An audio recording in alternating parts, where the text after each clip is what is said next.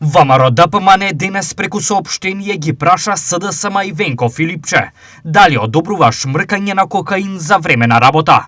СДСМ пак сметаат дека 1800 денари поголем минималец е срамно за народот. Директорот на Центарот за анализи на СДС, Јон Фрчковски, не беше единствениот кој беше фатен во наркоафера. Ке подсетиме дека втората наркоафера во оваа партија беше на водочот на шарената револуција и нивен пратеник Павле Богоевски. Тоа беше афера каде на снимка, чија автентичност Богоевски ја потврди, се гледаше како нарачува психотропна наркотична супстанца. Од друга страна, Јон Фрчковски, порано и помошник директор на јавното предпријатие за стамбен и деловен простор, се гледа како шмрка кокаин на работно место.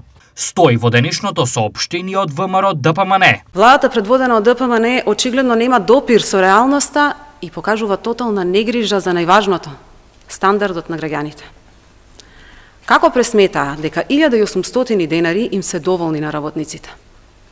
Граѓаните секојдневно се борат да преживеат со високи цени, високи сметки, а со мизерни плати. Растот на трошоците за живот е сериозен притисок врз семејниот буџет и граѓаните едва и врзуваат крај со крај. Потрошувачката кошница во февруари 2025 година достигна 63.773 денари. За над 100 евра е зголемена во споредба со лани.